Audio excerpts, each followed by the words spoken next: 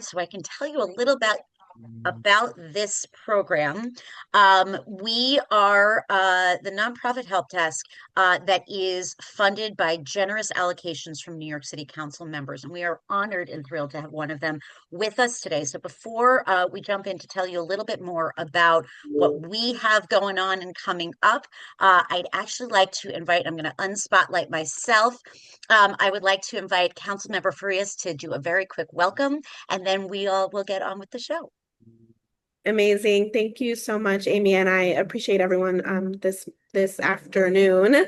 I'm Councilmember Amanda Farias, and I represent District 18 in the Bronx. I'm really proud to be co-hosting today's workshop with the Jewish Community Council of Greater Coney Island and the nonprofit help desk team.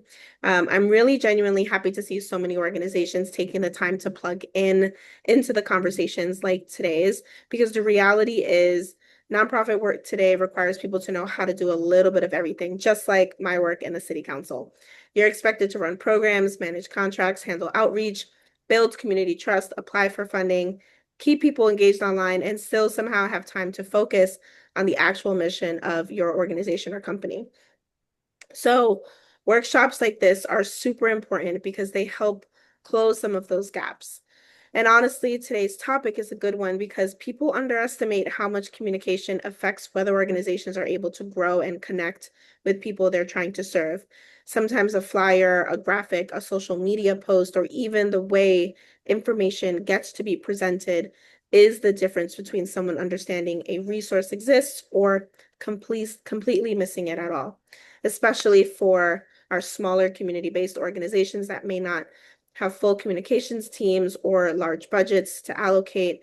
Learning how to communicate early and effectively really makes a difference and matters. So I want to wrap with thanking JCC GCI and the Nonprofit Help Desk for continuing to create opportunities like this for organizations across the city. And thank you all, honestly, for showing up for yourselves, for taking the time to invest in your own work and in the communities you get to serve every day. I hope today's workshop is helpful, practical, and gives you something you can immediately bring back to your organizations and companies. Thank you again for letting me give some welcoming remarks, and I'll kick it back over to the team. Oh my goodness, thank you. I had you spotlighted so you couldn't actually see me emphatically nodding to everything that you said. Thank you for being here. Thank you for your support. And most importantly, thank you for getting it. And I can see in the chat, you've got nonprofit organizations who are nodding right along with me saying, yes, thank you for getting it. Because the truth is, running a nonprofit organization means doing so many things for so little money, for so little resources. And so we are so grateful to have folks in government who get it, who understand, who support programs like this so that we can continue to increase our capacities. Thank you for being here, and thank you all for being here. The nonprofit help desk, which is possible because of generous allocations from the New York City Council, is here to help you as nonprofit organizations. We have these live workshops. We're coming to the end of our season in the next, several weeks. We're going to be right back again in September, but I don't want you to feel like you are stranded. Not only do we have these free live workshops, we also have an archive of workshops. Kristen, if you don't mind advancing the slide, I'm just going to give you a smattering of the kinds of workshops that we have available. If there is a topic that you need help on, that you want to know more about how to manage and run your organization, visit us at nphd.org. Look for the workshop circle and then click in to see our archive of workshops. Just do a control find. You will find just about every topic you can imagine. We don't want you to feel like you are alone in this. We cover everything. And if I'm not covering that topic, pop us a message. Let us know what other things you want to learn about, because we definitely want to be hearing from you. You're going to get an opportunity to complete a survey at the end of today's session where you can also tell us what topics you want to hear about. Now, let's say we talk about a topic and you say, I still have a lot of questions. We are also here for that. We provide, as you'll see on the next slide, one-on-one expert support in a variety of different topics. So let's say you see the session today and you say, Kirsten, that's great. I don't have enough information. I'm following all of your rules and I still don't know why this doesn't work. We can set you up with time with Kirsten. Let's say you've written an LOI and it just doesn't seem to be landing with any of your funders. We can provide experts to take a look at that, on board development, on starting your 501c3 with legal questions, et cetera, et cetera, et cetera. All you have to do is fill out a request help form at our website. We need you to be really specific about what it is. We do have limited funding and limited time. So we're looking for very specific questions. Start by watching a video and then let us know what questions come up for you. I'm going to tell you a secret. I have been so excited about this one topic since we set this season way back in August. I think it's the one that I've been the most excited about. So I'm not going to talk anymore. I'm going to hand it over to the brilliant Kirsten Dean, who not only is brilliant in this, I can attest to it because she also designed my website. I really enjoy her. She's really great, and you are in for a treat. I'm going to stop talking. Kirsten, take it away. Thank you, Amy, for those kind words, and welcome everybody. This topic is of particular interest to me because it kind of now intersects a lot of different things that I've been doing. I'm a graphic designer who's been working with nonprofits and nonprofit adjacent organizations, so NGOs, C4s, progressive government candidates. And I actually started a nonprofit this year. And so I know what it means to have to do everything. The first thing I want to make clear is this is not a technical presentation, meaning I am not going to teach you Canva in this presentation. We're going to try and set up a workshop where we can, where I can do that at a later date. This is really just a why do things look good and how do I make things look better kind of experience.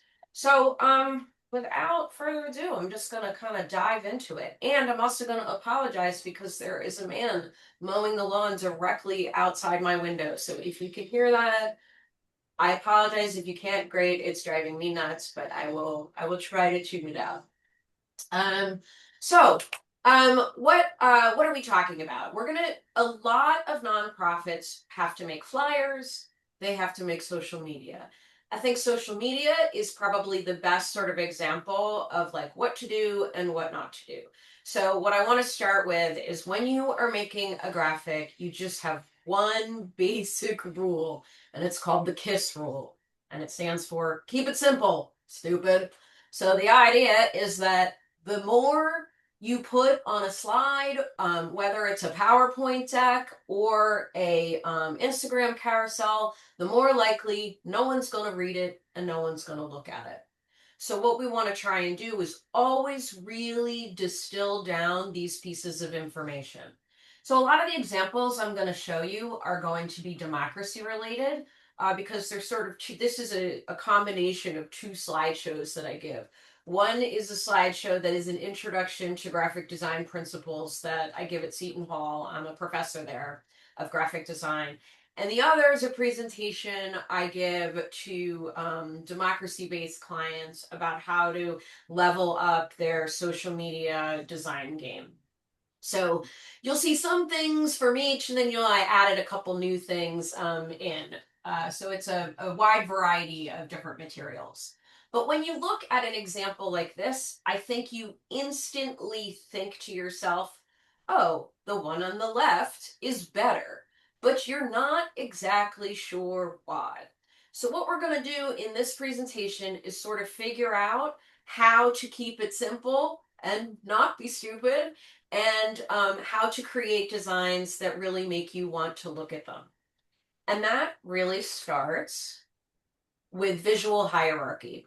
And visual hierarchy is a logical way to express the importance of different elements. So basically, I should be able to look at a design and say, this is the first thing I want to look at, this is the second thing I want to look at, and this is the third. So if we look at this, it's not that we're reading top to bottom. We're reading say no first, because it is the most visually important thing. And we're going to talk about why it's the most visually important thing and how we can create designs where we play with these relationships. So that's the first thing we're going to see.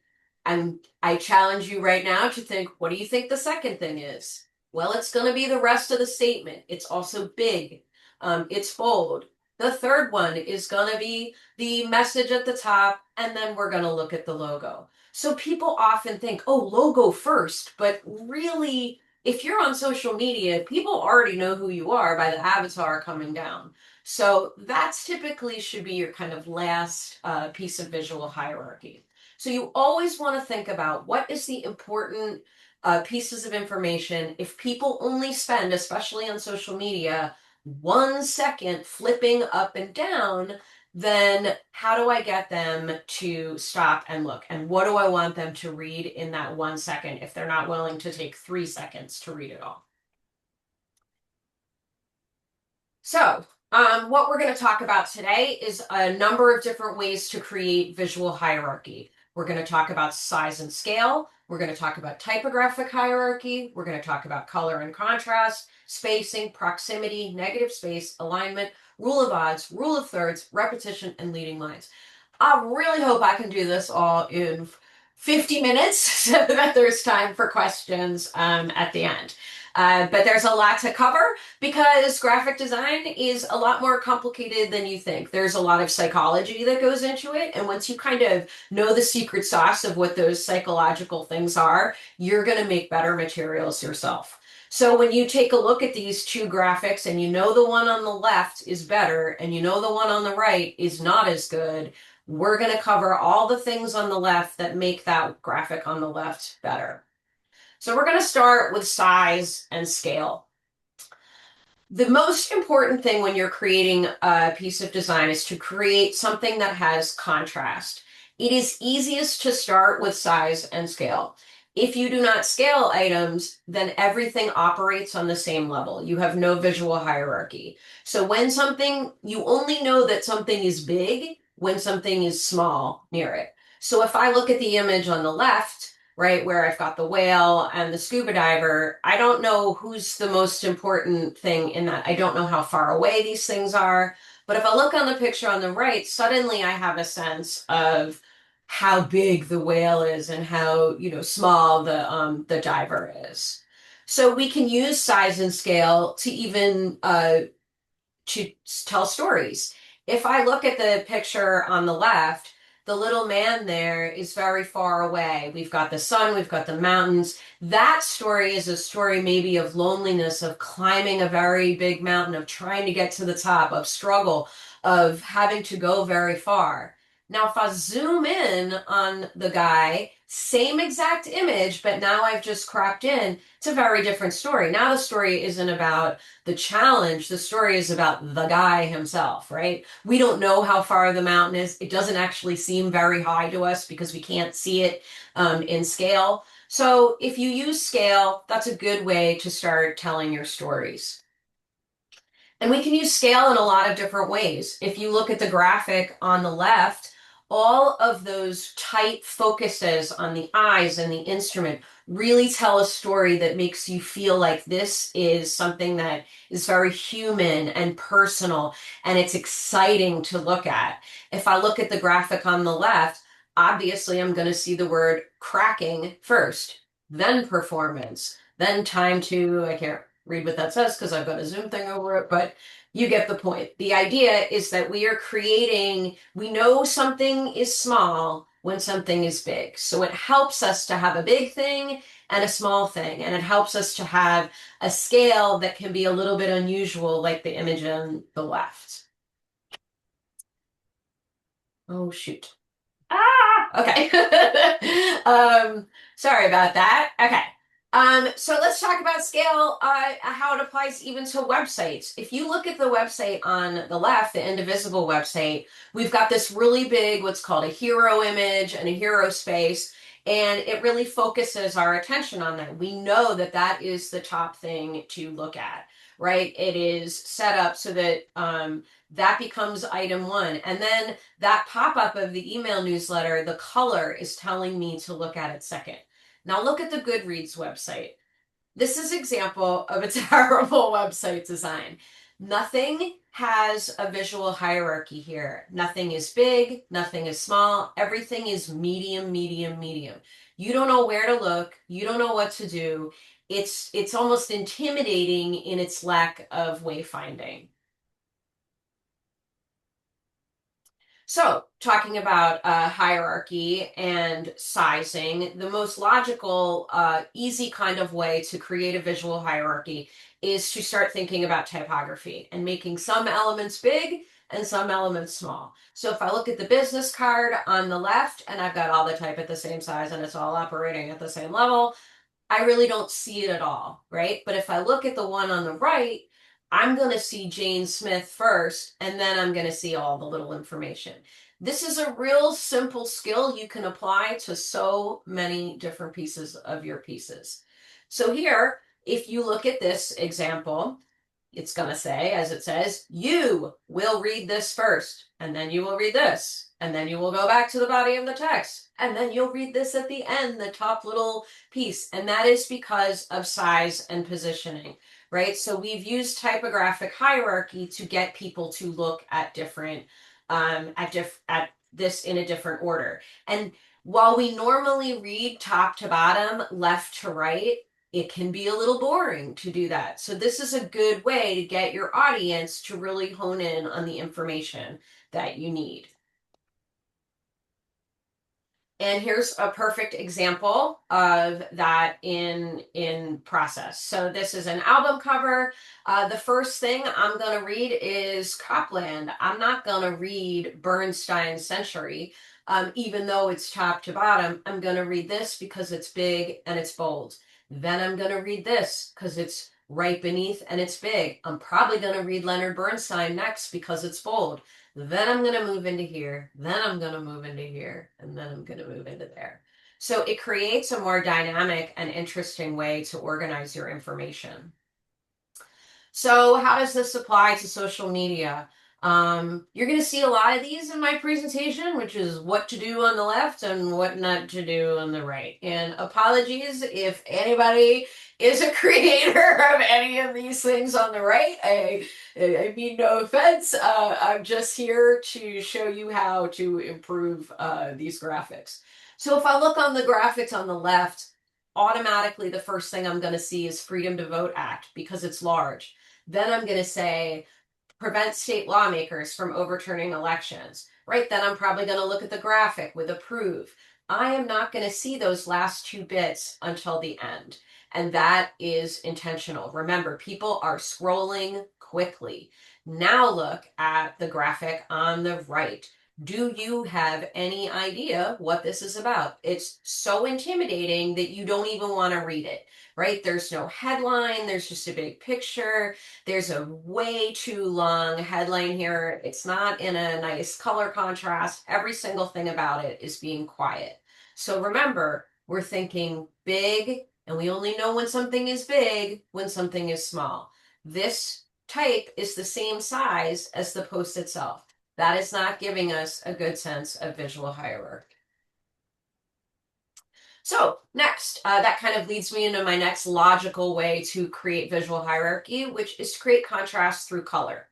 So if I look at the figure on the left, I've got all these guys. I don't really process them. And then as soon as I take that one that is slightly different and I color him a different color, bam, you're going to see it first. So even though the shape of this is different, you're not going to process it as different until you really do something that creates that contrast. So you may, depending on how old you are, remember this iconic iPod campaign from the beginning of the release of the iPod. And it was, to me, a perfect example of using color and contrast to get people's attention. You've got black and white, which are, of course, color opposites. And then you've got this really, really dynamic and bright green. And all of these really point you directly to looking at that iPod. And this is a pretty tricky challenge because this is a campaign that has to sell a product that's small, right? So you can't do the logical thing, which is make it big and have everybody look at it. Instead, they use color contrast to really drive your eye to that white little rectangle. And if you look at the poster on the right, what we're going to see is using light colors all around the edges as the kind of texture and pattern. And then by using the black for Viva Latino, we're going to see that right away because it's dark. So it's the dark versus the light, it's the bright versus the light. And that's really what's going to grab someone's attention. This is another good example of, again, sort of like what not to do, what to do. So if I look at the image, the side on the left, it's pretty hard to read the word this, even though we've got these kind of red elements here. When we look at the image on the right, we're more likely to start seeing reshape industries because we are creating a light and dark relationship and a light and dark contrast with that piece. So how does it play out in social media? If you look at the graphic on the left, you can see how the background is really dark, how they've used these white and yellow bands to put dark text on it. But also by using purple and yellow, those are two complementary colors on the color wheel. So if you remember like being a kid and learning your Roy G. Biv, red and green are opposite, blue and orange are opposite, and yellow and purple are opposite. When you put those color combos together, you really get an attention-grabbing graphic because those colors are psychologically the colors that you're going to see as contrasting. Now, if you look to the graphic on the right, I think you can start seeing what's wrong with it. Everything is sort of pastel-y. Everything is the same. There's no real, even the typography doesn't have a distinguishing, like imagine if it said elections matter and it was really big and black. You would see that so quickly, but instead everything is kind of operating at sort of a neutral level. The next thing that I want to explore is talking about spacing. So spacing is, it's sort of a large world that encompasses a lot of different things. It's really how far things are away from each other, how you crop into something, and how you use white space. So if I look at the image on the left, it's all about the moon, which it's not a very interesting graphic in general. But if I crop in, I create a big chunk of white space in that top right. Suddenly my eye has a way to travel, move into this little astronaut and down to the least important part, which is the planet. So I mentioned this earlier, but we typically read, and this is for Westerners only, but I'm here giving Western design advice. We read in what's called a Z pattern, which means we read left to right, top to bottom, right? So the way you read a book is you would go like 1, 2, 3, 4.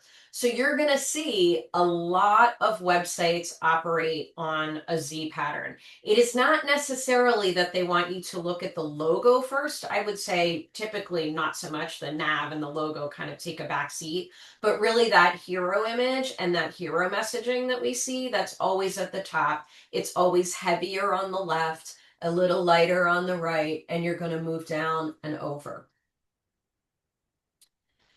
Now, in addition to thinking about your user's eye pattern, you also really want to think about what's not there.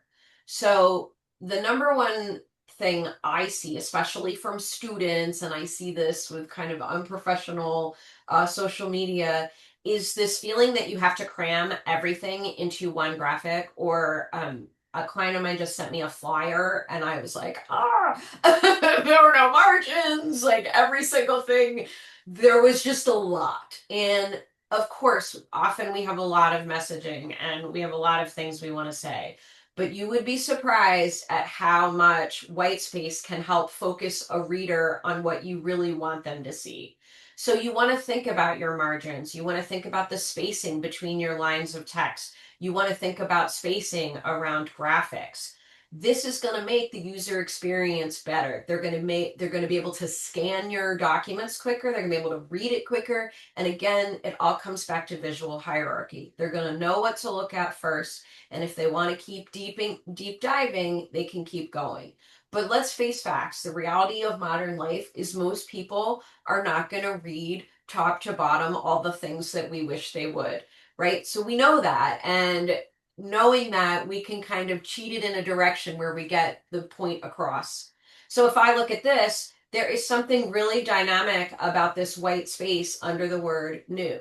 I can tell you as a graphic designer, I can almost guarantee if I submitted something like this to a client, they would want to fill that space with text, because they're scared of white space. But don't be afraid of it. It's a good thing, and it really draws your eye to that word new, and it draws your eye to that photo. So if we look at these social examples, on the left, I've got an ad from Apple, and on the right, I have, wow. So on the left, what we have is we have a lot of white space. Apple is really good at doing this. They incorporate white space into all of their designs. It is reflective of their brand in general. You feel like you're in a white space when you're in their store. When you buy a product, there's a lot of white space around the box. So you can see there's a lot of white space within this graphic. Now, if I look at the one on the right, there is no white space. We've got every single piece of it is crammed with something, right? There's a I don't even know what that is, a highlight, a capital, a thing here, a flag, the White House, defend democracy in scripty type. All of these things make you actually do the opposite of what it's supposed to do. You look away because it's uncomfortable. We like to look at things that calm us down and have a focus. When I look at this Apple Card ad, I know what I'm supposed to look at. I can see it, and I can use that visual hierarchy. The next item that you can use, or the sort of next visual hierarchy principle, it's called proximity. And this is a one that my students can never remember the term for, but they know it when they see it. So if you walk out of here and you don't remember the word proximity, that's totally fine. But what I want you to get is the kind of concept behind it. And the concept behind it is the concept of grouping. So if I have these sort of random people here, I'm not going to get much, right? I might say, if I said, how many people are here or what's happening here, you might say, oh, there's 3 people.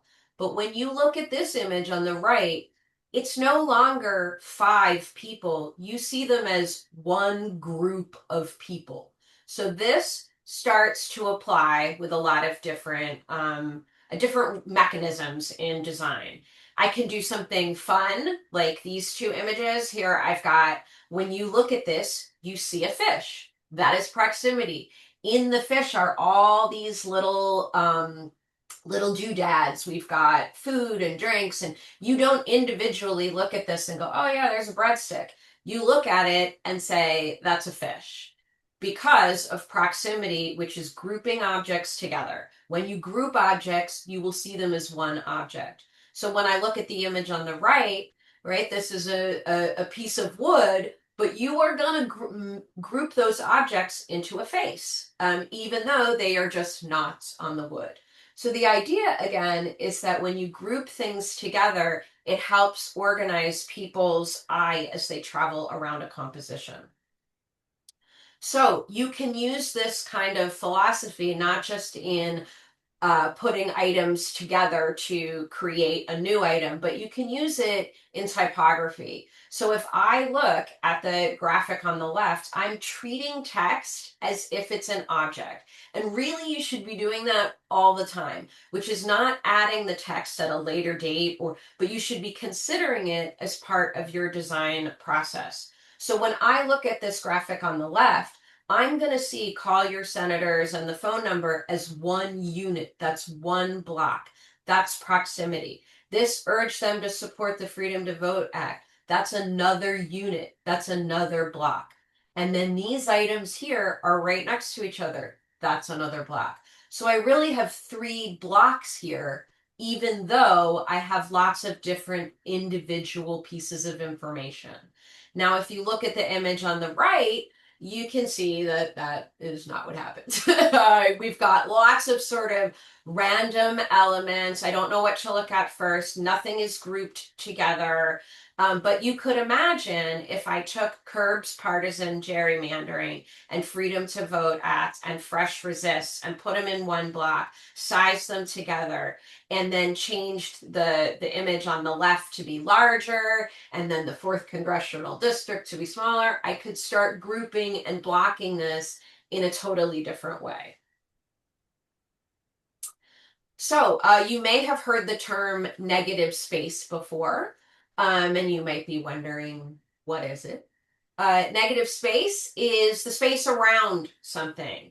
I say that, but I'm going to put a caveat on it because it's not always the space around it. It sometimes can be the space itself. And we can do things where we start to play with that. So if I look at the image on the left, it's pretty obvious that the negative space is going to be this sort of darker aqua. And this is our positive space, right? Positive being the foreground, negative being the background. But then we come to this image on the right and we start to play with your perceptions a little bit, right? Because this is another hand, but it's also the background, but it's also the foreground, it's also the negative space, it's also the positive space. These make more dynamic and interesting designs. So let's take a look at step back and how we can use white space and negative space in ways that help people organize information and breathe. So when I look at the image on the left, I've got this blue and yellow, really simple color blocking. And because of that, I've really got a good sense of what is negative space and what is positive space. And I'm using that positive space really, really well, right? I've got a path that's traveling me directly to this, which is traveling me up to the name here. And then this is also true in any sort of layout I do. I mentioned using white space before. So white space and negative space are kind of cousins. And you want to really think about where that space is around your elements as you lay something out. So this is really true for a flyer, for example. As you put these things together, you want to give space around it in order to create importance. We know this chunk at the top is the most important because there's this nice breathable space right next to it. And as I mentioned earlier, we can play with foreground and background to create really dynamic and interesting solutions. We can play with people's perceptions of what positive and negative is. And why would we want to do this? Because ultimately, at the end of the day, we want people to look at what we're doing. And it gets harder and harder and harder to get people to look at things the more and more they see, right? So we live in an image-driven world now where people are staring at their phones constantly and they are just scrolling as fast as they can. But if you can get them to stop because you've done something unusual or creative and made them think about things a little bit differently, then that's a bonus. So I've got this image on the left where I've got kind of a face that I could see going this way or a face going this way, but I can also look at the elements in the middle and see that. So I'm really playing with positive and negative there. We don't know what the positive is. We don't know what the negative is. And the center one, it's the same thing, right? At first I might see the rose winding up, but then I might see the kiss. And this is sort of your classic, is it a vase or is it 2 people? You know, those kind of images that you've seen before. And this third poster is a poster that if I ever designed this, I would feel like the best designer on earth because I think it's so clever and smart and well done. It's a curtain, but it's us with a microphone hanging, but it's also a calligraphy It's just so clever, it's so well done, and it's really playing with that positive negative in a really brilliant way. So here are some other kind of typical examples. I also would feel like my career had hit its apex if I had made this Melbourne Food and Wine Festival poster. I just think it's so clever with the fork, and then the tines are being made by the negative space of the wine bottles. And then a lot of you might know this, but if you don't know it, you'll never be able to unsee it. But the FedEx logo is specifically designed with this negative space arrow in here. And that is intentional. If you were to type out the words FedEx in a font, it is not going to naturally do that. But so this typography is created to do that. And of course, this makes sense because they are moving things along, they are moving in the right direction. They want you to get the idea of quickness and speed. And so that, of course, reflects the brand as it is. The next principle that we can look at for visual hierarchy is alignment. This one, it should be easy, but I see most people have an urge to align things the same way every time, especially with social media. So if I look at the image on the left, nothing is really aligned. I don't know where I'm supposed to look. Right, there's kind of this chaos of vegetables, and then this best recipes is kind of sprawled out in one long line. But now, if I look at the alignment and everything has been turned into this vertical little block, I've got a real path for my eye to travel. So we can use alignment to also create focal points, or right where comes back to that point of contrast. Contrast is really how we get somebody to look at something. So when I see all these things that are in line and I see that one thing that's not aligned, instantly you're going to look at that first. So you can imagine how this could apply, for example, to a social media post, how you could use this in a kind of clever way. This, to me, is the number one thing I see in social media that's problematic. So if I look at the image on the left, which is the actual one they posted, there's something really nice about it all left aligning. There's something that makes it more urgent. You're going to see the word urgent first.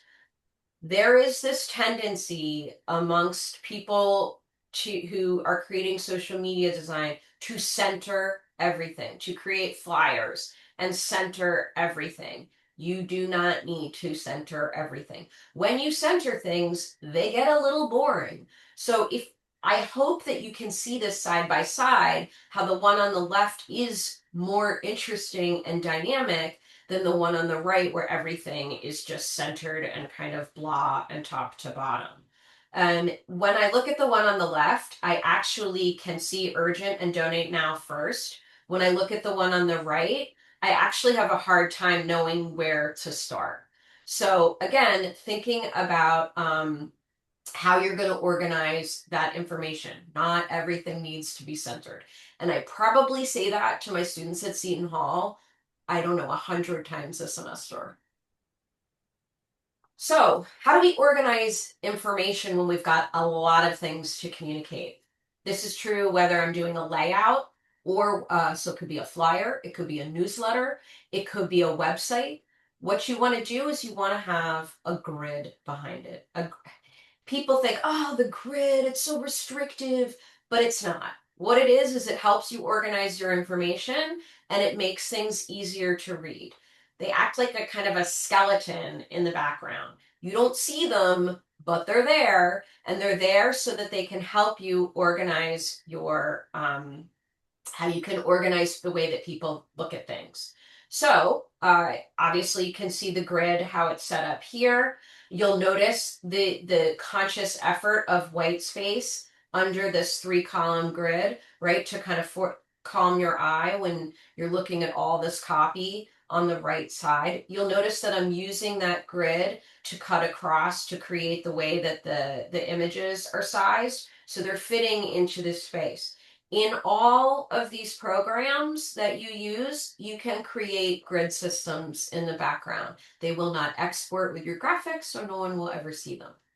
If you look at the New York Times, it operates entirely on a grid, right? There is the grid that's sitting behind it. And you can see, right, here's our hero image, here's our main article text, here's our right rail, and then we kind of come down into those pieces. But, caveat, it can be fun to break the grid. So when you create things on a diagonal off the grid, that can create a really dynamic, interesting layout that will make people look at it. So when I look at this graphic, for example, I've got a lot of diagonals. They're all heading into that celebrity autobiography. There's something kind of exciting about it breaking the grid. And then at the bottom, we have the element really perpendicular to the page. And that becomes the sort of grounding element to the whole layout. This is a really easy rule that you can apply to most of your designs, and it's called the rule of odds. And I said earlier that a lot of these principles are kind of baked in human psychology. And in human psychology, we have a preference for things to be odd. They are more interesting, they capture our attention easier. So when we have odds, we can control what people look at. So if I look at this rule of odds, you can see that all of a sudden everybody's going to look at that chair because, well, I mean, and I want to also stop and say, there are always multiple principles going on here. So you might say, oh, but the chair is a different color. Yes, all of the things. Most of these things kind of overlap with each other, but for this particular example, I'm going to talk about rule of odds, and these odd elements really focus us here. If I come down here, it's the same thing. I've got those speakers on the outside, and I've got the odd thing on the inside. So if I look at this book cover, I've got an odd number of pieces on the left, which is a comfortable look. If I've got the one on the right, it's boring. I mean, I wish there was some other way I could put it that was more technical, but that's really it. It's that we really like to look at things that are in these odd numbers, and things that are in even numbers tend to be kind of static. So that brings me to our sort of logical next principle, which is the rule of thirds. Thirds, obviously, being an odd number.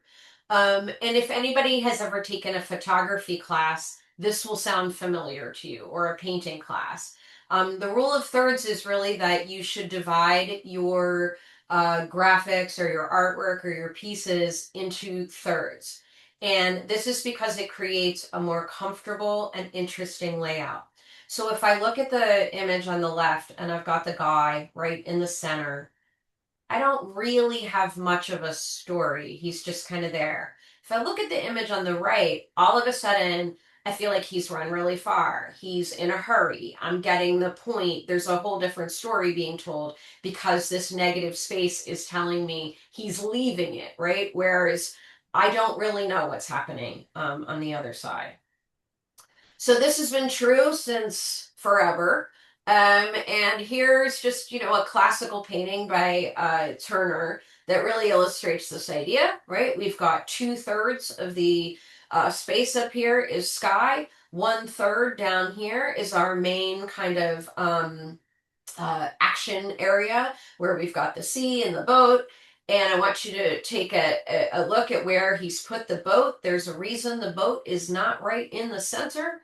Again, we're dividing it into thirds. We're dividing it into thirds in multiple directions. And that really creates a focal point for people to look at. So you can see how that works in these exact diagrams here. If I've got a rule of thirds in the strawberries, I'm cutting it in each direction. Where that intersection is, just like with the Turner piece, where that intersection is is going to be the focal point, right? Where that intersection is going to be the focal point. I am going to look at this lighthouse first. If I put the lighthouse in the middle, it is not a particularly interesting composition. And there's something, again, about that white space that helps me look at these images. So how does that work when we take it out of photos and artwork? Well, if I look at these posters here, I can really see how they've done that. With the one on the left, I've kind of got this divided into three sections. I've got the kind of city on the top, this element here, the free world, and then the nesting dolls at the bottom. If I look at the Mumford and Sons, I've got a huge well, a little bit more than 2/3 of the ground where I can really see this, and then I've got the text at the top. This is creating a lot of visual hierarchy, right? I know what to look at. It's visually interesting. You can imagine this Mumford and Sons poster. Just imagine if I put that well directly in the center and had the text taking up the top half. It would not be as exciting or dynamic of a layout. So here are some social media examples of how you can deploy that. If I look at the image on the left, I've really got that Pass the Freedom to Vote Act taking up 2/3 of this graphic space. And I've got the person with the megaphone really taking up 1/3.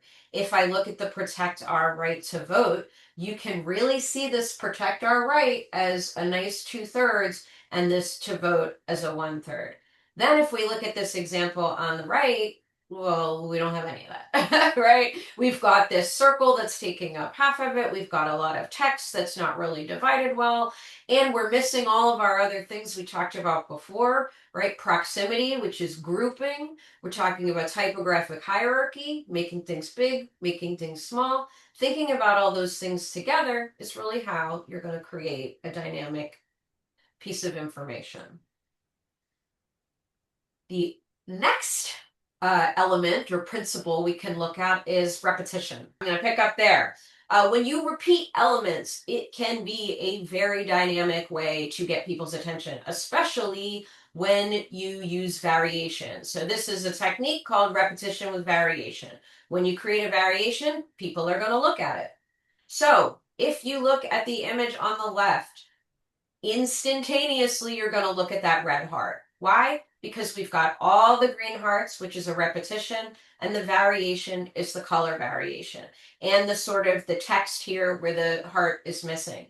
If I look at the image on the right, I have many things going on here, but we've got repetition, which is creating with proximity a smile. And that repetition really forces you to look at that object. It is giving you focus. So where do we see this in social media? You probably see posts like this a lot, which are these sort of repetitive statements. If you look at the one on the left, the design is repetitive, meaning that we've got the woman in the center and then we've got all the balloons around her. But it's the variation of each of the messages that's going to make you stop and look. Now, if I look at the one in the middle, I'm going to instantly see free, fair, safe, because it is a contrast. It is a repetition with a variation, and those variations enable people to look at them. If I look at the image on the right, there's kind of nothing going on, right? There's not any repetition, there's no color, there's nothing to tell me where I should go first and what I should look at. The next principle that I'm going to explore is leading lines. You've already seen them in some of the examples I've shown. Leading lines are ways to force people's eye to a certain piece of typography or image. And basically, it's creating a layout that has line work or shapes that angle toward the kind of important focus. So if I look at the image on the left, it's just kind of chaos. I don't have any thoughts about these dots. But if I look at the image on the right, now I've taken all the dots, I've formed them into arrows, and they're pointing directly up at the word after. So I'm getting people to look at that. If you look at these examples here, I've got these dynamic diagonals with Team Olympique. I'm going to look at this because these elements are pushing my eye diagonally down to this type. If I look at this Tyco ad, I'm going to see these little people, even though they're super teeny. Of course, I've got my 2/3, 1/3 rule on top of it, but I'm going to see them because I have what are called leading lines. I have these lines of light that are pointing to those little people in the distance. This is a technique you can use in all different ways to get people to pay attention to one small thing in your design.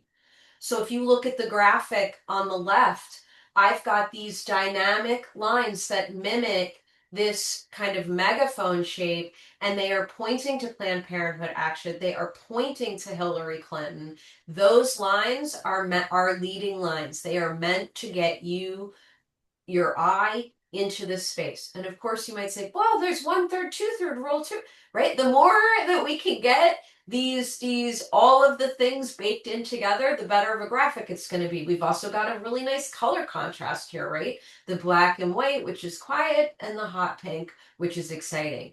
Now I look at the graphic on the right. I don't have any leading lines. It's all horizontal, up and down. That kind of overly gridded object where everything is sort of at the same size is making it hard for me to know what to look at. So, where are we? We're back at the beginning. Now, I want you to look at that graphic on the left and see if you see some of the things that we talked about. I will help you, but you can mentally see if you see them. The first would be some typographic hierarchy. Just by making automatic bold, same day bold, online bold, early voting bold, those words are going to come out more. Think about proximity, where we're chunking information together. This is one piece. This is one piece. This is one piece. We've got contrast with color, a dark and a light. Do you remember I talked about the color wheel? What's opposite on the color wheel? Blue and orange. Those are going to create a really dynamic contrast. It is also 1/3, 2/3. All of these things make what seems like a super simple, easy to read graphic actually really good and really complicated. And there's all these things behind it that you probably never even thought of before. But now you can understand what's problematic about the design on the right. It doesn't really have any of that.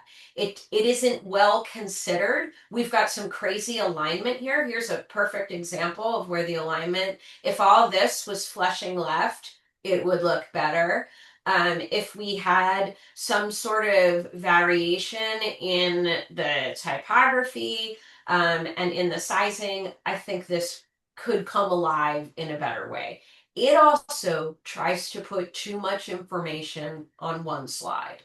Do not be afraid to break things apart. So that leads me to my next slide, which is fine, but I have a lot of information. Because we all know as nonprofits, all we want to do is give a lot of information. I have a lot to say. I spent hours writing this press release.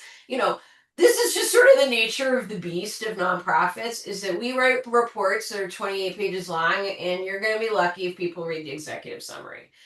This is also true in social media. I recommend break. You will be surprised. People, if they're engaged, are going to go to most of those slides. If you look at these slides on the left, there's enough there that's going to draw me into the next slide. You want to hook them, right, with something interesting. So if I look at that first slide, I'm going to see that really big typographic hierarchy. I've got some good color contrast. And then I'm going to say, okay, what happens? And then I'm going to dive in. Now look at the carousel on the right. Does anybody want to read that carousel? No, because there's no contrast. There's too much copy. Every single slide is the same. And everything is in all caps. So apparently it's all important. But it's really about breaking information, but still following your brand identity. So Now I bring you to the sort of quiz. If you look at these graphics, can you see all of the principles that we have discussed today? If I look at this lovely carousel on the left from the ACLU, I've got my 2/3, 1/3 rule. I've got my color contrast. I've got my typographic hierarchy. I am not trying to cram 10,000 pieces of information onto one slide. If I look at my graphic on the right, well, I've got purple and yellow. We know those are opposite on the color wheel. I've got one thing that's different here. Remember the color contrast. Think about that iPod ad. By making the word Texans aqua, I'm going to see it right away. I am chunking together pieces of information. I'm using proximity. I am using a leading line, which is an arrow, to point to this URL. All of these are conscious decisions by designers to get you to look at things in a certain order. And you can imagine as you flip through a carousel like this, there's something nice about the graphic not changing, but the content of the text changing. So that brings us to the end of all the visual hierarchies. There are many more principles. This is just a quick smattering of what I like to talk about. And I am willing to take any questions that you all might have. Kirsten, oh my goodness, so much valuable information. This has been incredible. I do want to acknowledge for everyone on the Zoom, we are at 1 o'clock Eastern and do understand if you need to hop off at this point. We would love your feedback, but we're also going to take some time for questions, just a few more minutes for those questions. We have a bunch that are in the chat. As we mentioned, and as also repeated in the chat, all of our slides and the recording, which will be edited, will go up on our website in the under workshops. The link for past events is also shared on there. You have to dig a bit for it, but you should be able to find it, and we'll get that up within the week. All right, Kirsten, can you clarify about including text earlier in the design process rather than adding it at the end? I'm always interested in the hows and the whys of that. Absolutely. In my dream world, I get all the copy and then I design around it. I'm going to give you the dream scenario first, and then like like I said, I've been working with nonprofits a long time. I know the reality. The reason is because we shouldn't think about the text as a secondary element. It is actually a graphic element. And when we start, to study things like typography, all of these fonts they're designed to specifically give you different feelings. So if I just do the text as an afterthought, then I'm not really considering it as part of the design process. So even when I can't have the copy in hand to design something, I usually say to people, can you at least give me a rough word count, a character count, or I will give them a character count if they've got nothing. I'll say, look, you've got a headline that's going to be 30 characters, you've got a subhead that's going to be 20, and then your body copy is 50 and no more. Ideally, they come to me first, but I can work around it, but I always want to think of the type. Like I said, with proximity, think about these things as groupings. When I think about type, I think about it it's just as important as whatever graphic I'm pairing it with. Great. If you are someone new, what are the best ways to grow your skills? That's a great question. AI, I'm always nervous that I'm at the risk of losing a job until I see something made by AI, and then I'm like, maybe not. How do you amp up your skills? I really believe that LinkedIn Learning has some really good walkthroughs of the technology. The actual design stuff is a little trickier. There are a couple things on LinkedIn, but I would say there's a website called Design Synopsis, which is one of my favorite websites, and it just breaks down a lot of the principles that I've talked about here, and it's a good place just to look for resources. But the biggest thing to do is to create your own Pinterest board of things you like. This is actually what I make my students do day one. Every week we have a theme, whether it's typography, color, proximity, and then they make Pinterest boards on it because somebody's already done a lot of the curation, and it's just a matter of you starting to look at those things and break them down. Tanya asks, what about font styles? Sans versus sans serif, all caps versus not, using diverse fonts for visual interest, etc. Yeah, I mean, I can do a whole workshop on typography. There's no Season. one, there's no one size fits all. I can tell you a quick and dirty trick that I like to do, which is to mix serif and sans serif fonts, where a serif font might act as the body copy, and a sans serif font might act as the header or the subheads. But a lot of it really depends on what you're putting together and what your brand is. If you have an extremely long document that's going to be printed, that needs to be serif. Like there's no, if you can imagine, you've never picked up a novel and read it in sans serif on paper. On paper. Everything's different on the screen. We actually can look at sans serif on the screen almost as clearly as we can with a serif. So it's kind of variable depending on what you're going to do. I would say with I do a whole lecture on typography. There's a with all caps, you have to it's a sparing kind of thing. If it's more than a line, a couple lines, people aren't going to be able to read it. And especially when it's a serif all cap, that can be a real tricky thing to read. Incredible. Uh, a quick hitting question. How many fonts are too many fonts? Oh, 4 to 5 is too many. I really like to stick to 3. And when I say that's like maybe 5 is too many, 4 you can get away with. So we have a font is actually just one thing in a typeface. So you guys might know, for example, Arial, but Arial Bold is a whole nother font within the typeface of Arial. So it's really how many typefaces. You want to pick a typeface that has a lot of flexibility. So something like Universe, which looks pretty similar to Arial or Helvetica. There's Universe Light, there's Universe Condensed, there's Universe Compressed, there's Universe Condensed Bold, there's Universe Wide. When you get a typeface that has a lot of weights and varieties to it, you can really start to play around without it looking like, oh my God, there's 1,000 fonts in this. Kirsten, thank you so much. Thank you all for sticking around with us. The Nonprofit Help Desk has many incredible speakers. I don't know that we have everyone as phenomenal as Kirsten, but they're all pretty darn good. So please check us out.